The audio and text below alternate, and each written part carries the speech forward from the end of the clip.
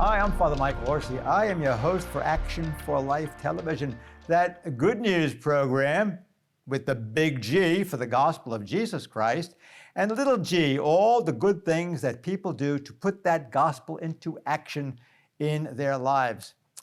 Today, we have a rather unusual type of program. Unusual because we're going to talk about something that most of the time, most of us do not want to talk about.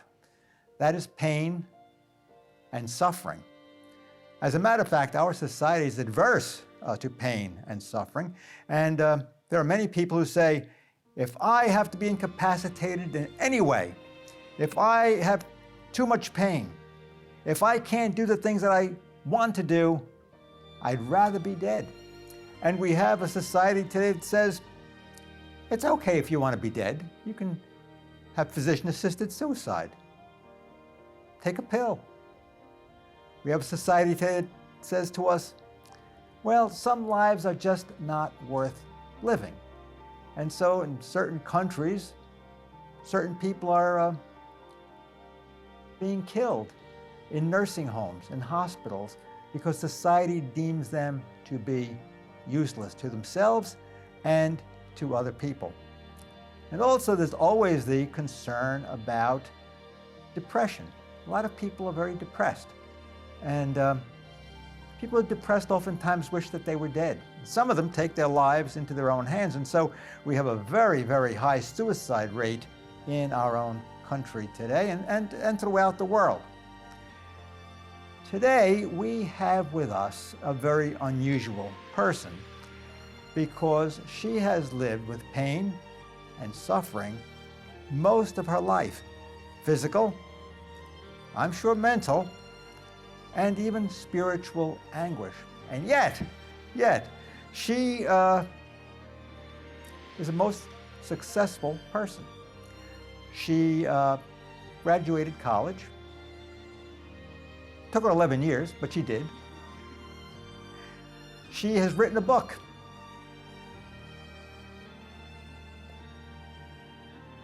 Love Your Cross, How Suffering Became Sacrifice. She is an extraordinary person. I have read this book. It is profound. And I don't say that very lightly. It is profound.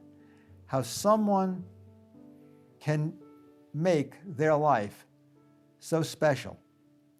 How someone can take their limitations and their sufferings and use them in such a way as to inspire other people, to show us that every human life has great value.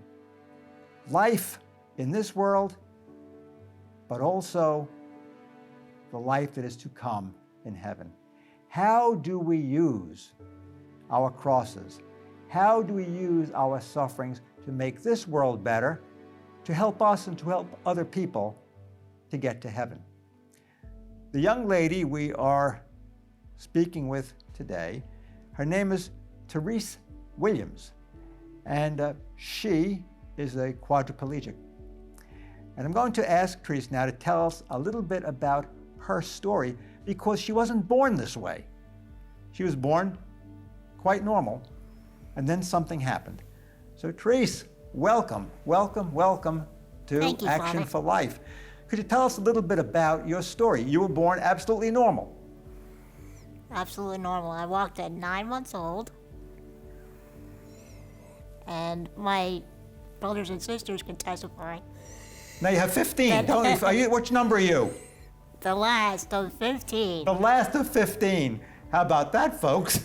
It's fantastic. And I have a Down syndrome brother right above me in age. So the two of us were quite the pair. And Well, could you tell us what happened to you? I got spinal meningitis at 18 months old, which started with a high fever. And I went into seizures. And when I went into seizures, I'm told that my mother was there, and I was convulsing, and she was quite scared. And she was yelling at me, "Therese, wake up. Therese, wake up." But I couldn't wake up. Then Dad and my siblings came home from Mass. It was a Sunday. They came home from Mass, and they took me to the hospital. The doctors did a spinal tap. Took a while for it to come back, but they came back, and they said it was spinal meningitis. I'm told that I was very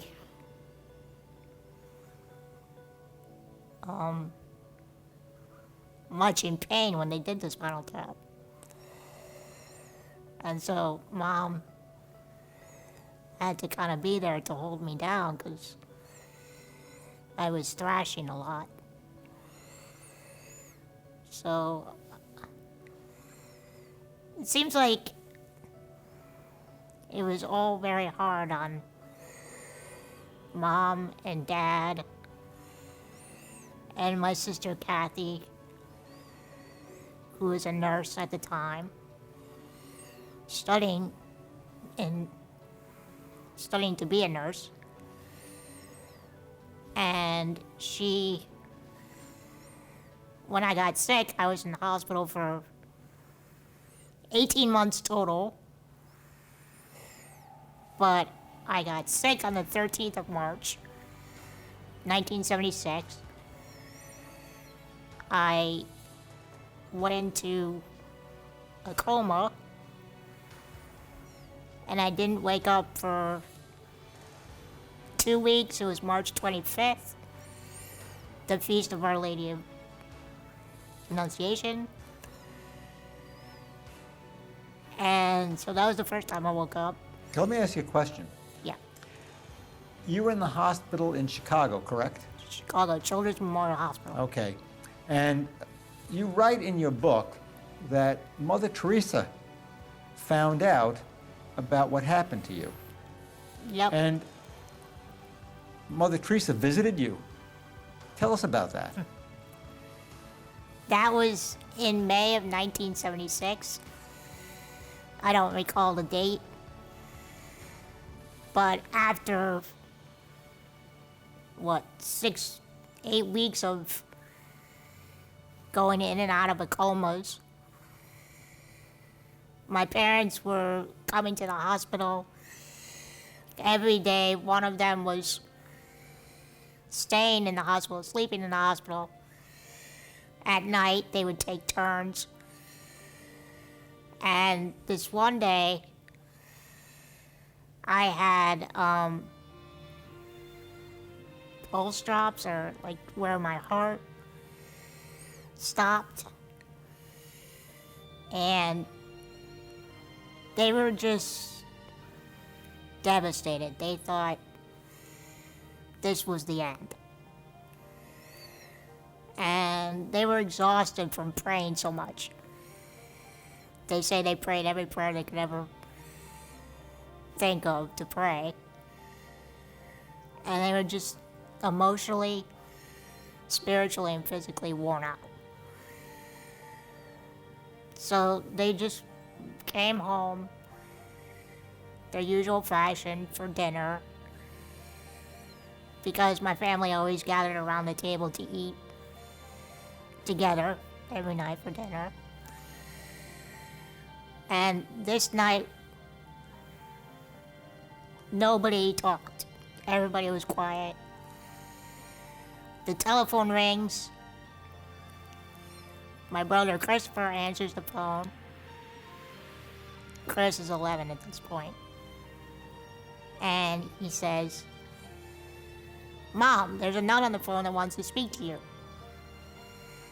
So Mom gets on, and "Hello, Mother Teresa would like to speak to you."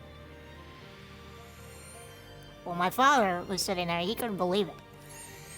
So he got on the other phone, and he was listening.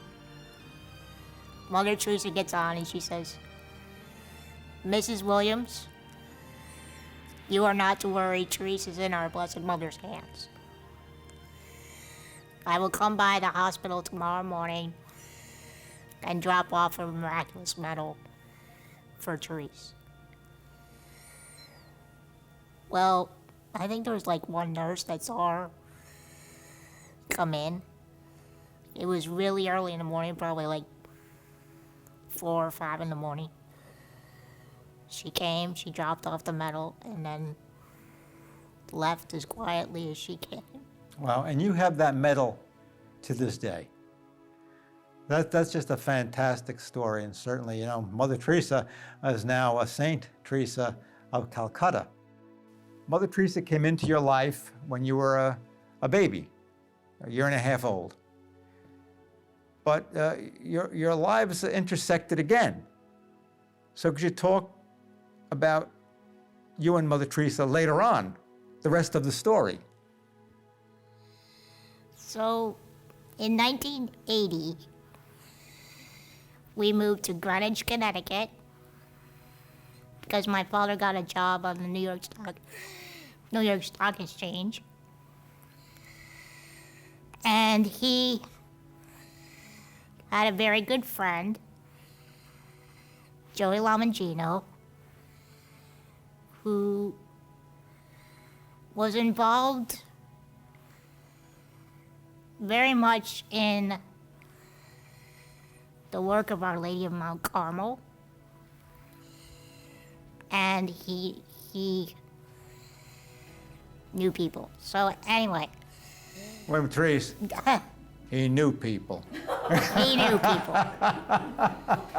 All right, this is getting better. Okay. So, Dad was invited to Mother Teresa's 50th Jubilee anniversary, which took place in the Bronx. And only a certain number of people could go. So he was one. He brought Mom and a few of us children. And I was privileged to be there. Mom was holding me. I was really small, but I was 6. I was 6 years old at that time. But I was really small, so she could just carry me like you do with babies. You just carry them facing out. And with my personality, I always wanted to see what was going on. Yeah, you are nosy. I am nosy. I want to know what's going on. You know more what's going on than most people who can get around know what's going on. Exactly. And if I don't know what's going on, I say, hey, what's going on here? So, and there's always somebody to tell me. You know people. I know people. And if I don't know people, my sisters or brothers know people. So, anyhow, so Mom was carrying me facing out. And at the end of the Mass, we were all going out where we would go into the receiving line to greet Mother Teresa. She would greet us. And Mom and I, when we got up to her,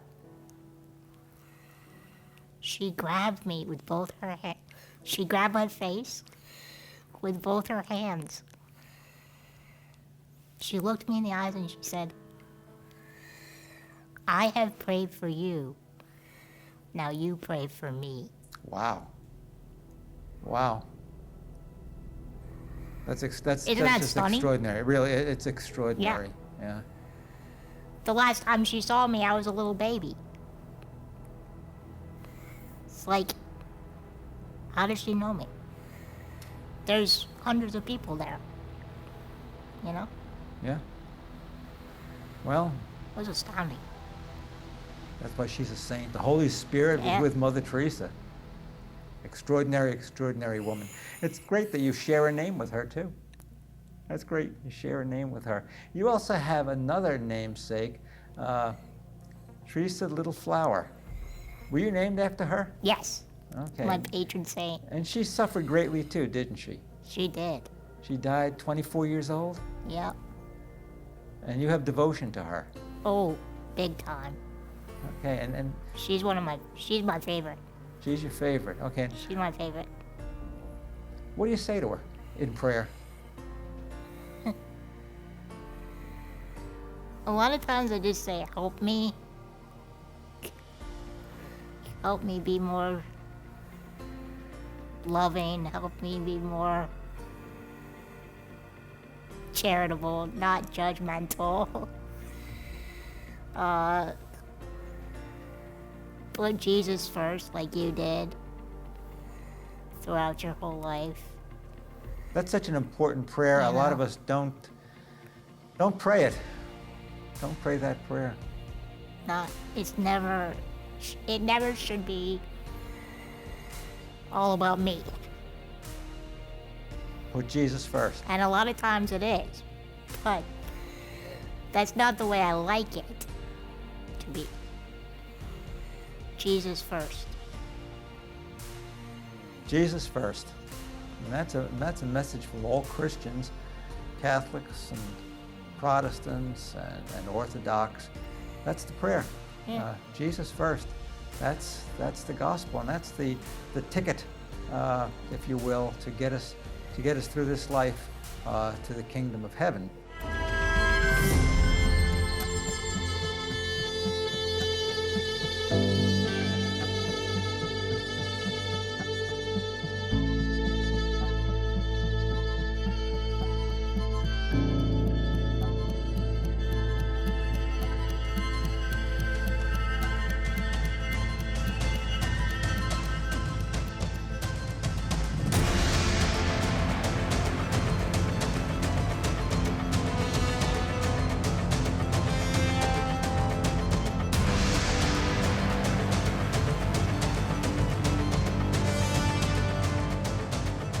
As you can imagine, producing this wonderful program, Action for Life, it costs a great deal of money. We're going to need your help. So if you would like to donate to keep this good news program on the air, please go to your computer, your cell phone, actionforlife.net.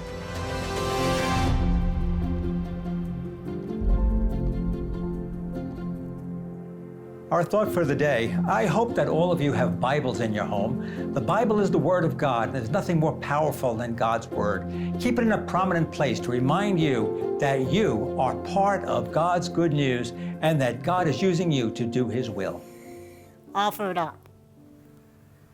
Well, who Instead of griping to me about it, offer it up. do you offer it up, like, for you or for other people? I offer it up. Mostly I say to the Lord, Lord, do with this suffering what you will. But sometimes I say, could you please use it for this person or that person? Your suffering is an inspiration. I know when you come into church, people see you coming in your wheelchair, and you go to your special spot with your sisters, and people see you, and they're inspired by you wanting to come to church, by your very pleasant attitude. The world needs witnesses like this, because I guess a lot of people would say, if I were in that condition, I wouldn't want to live. What would you say to them?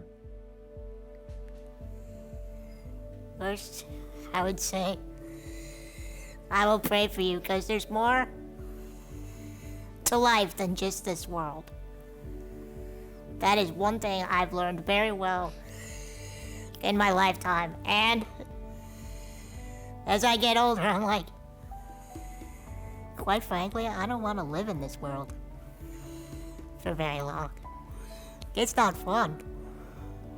I mean, it's fun on the one hand, because I have a loving family and everything, and tons of friends, and obviously the church, but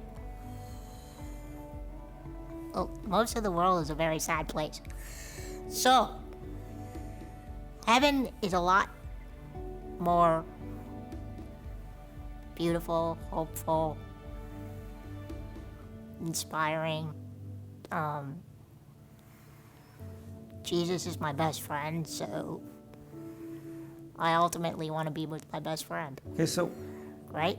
yeah, I mean, I'd like to postpone it a bit on my part, but we get to heaven through this life, Yeah. and that's what is motivating you to live the life that you are living.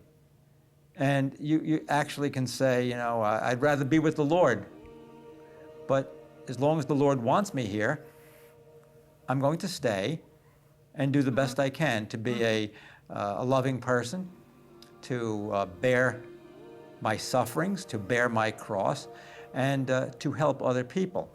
Now, when you wrote this book, first of all, it's amazing that you could do something like this. Yeah. How'd you do it? There's a ghost writer behind that. There was a ghost. So somebody came in here and you spoke to the ghost. Yep. And then they recorded your thoughts. I poured out my heart to the editor, who was the ghost writer. And he took all of my crazy thoughts and compiled it into a beautiful book. It is a beautiful book, but it's you. Yeah, it's me. It's you. And, just talking to you and then reading the book and having known you for, I guess I know your family for about 10 years, I suppose. Mm-hmm. And I read this book, and I knew you, but I didn't know you. There's a lot more that I didn't know, and a lot more that I'm glad I know now, because you're a tremendous resource. This book is a tremendous resource.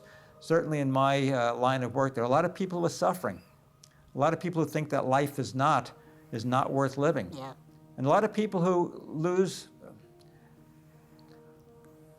the idea that there is a life after this life, that there is the kingdom of heaven. And that's why a lot of people these days say, well, I just commit suicide and I'll end it all. If somebody came to you, if I sent somebody over to you and say, Therese, talk to this person wants to end their life, could you tell me what you would say to them? Well, if they were willing to listen, I would say, I think we need to refocus our attention, not on ourselves, but on the one who created us. If you don't believe that there is a creator, then just look at nature. Tell me, could any of us create trees or the sky or the sun? No, there has to be a higher being that made all this. There's a part in your book where you talk about your favorite part of the day, and you get some time to be alone because people are always around you, and you have some private time. You get out there in your wheelchair, and you have about an hour, and you just go outside and you look around. I look around, look at the sky, I look at the lake, the water, the birds, the bushes blooming, the flowers blooming, and I'm just quiet, and I pray the Divine Mercy Chaplet if I'm alone. Now if I'm with my sisters, we're talking. So they interfere with your life now, huh?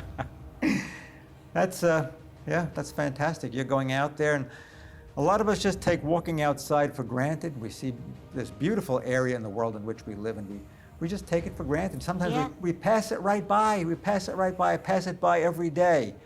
running from one place to the other, worrying about one thing after the other.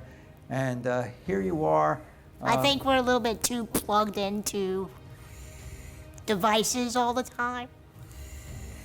And so it's good, I find it's good, to get off my iPad, because I'm on the iPad all day long, and just take that time to unplug and to just be alone with God. Okay. And see what God has to say about. Yeah, so you have a lot of time to listen. And I suppose a lot of us don't take the time to listen. Yeah. And you do. And you have the time to look around and observe and think. And a lot of us don't even do that. But you do. And so in some ways, God has blessed you enormously with a wonderful spiritual life. And because of that, you have touched the hearts of many, many people, including me. So I want to thank you for sharing your life with us, a very, very valuable life. Some people might not think so. They haven't had a chance to know you, but I do. I encourage you folks to get a copy of Therese's book. It's published by Tan Publishing Company, and she'll move you. I would also suggest you give a book to somebody who is suffering and who wants to know that there is a God and that life is worth living. I'm Father Michael Orsi. I'm your host for Action for Life Television. I'm for action, and I hope that you are too. We would like to thank our generous sponsors for their wonderful support.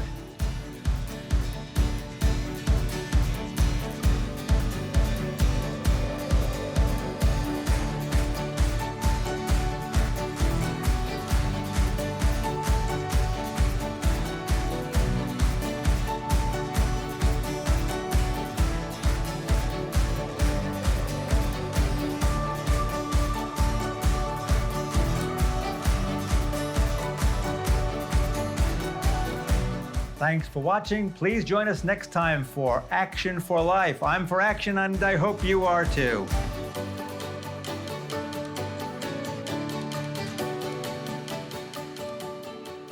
I'm Father Michael Orsi. I am your host for Action for Life Television, that good news program which talks about the gospel of Jesus Christ, the big G and the little g, all the good things that people are doing to put the gospel of life into action.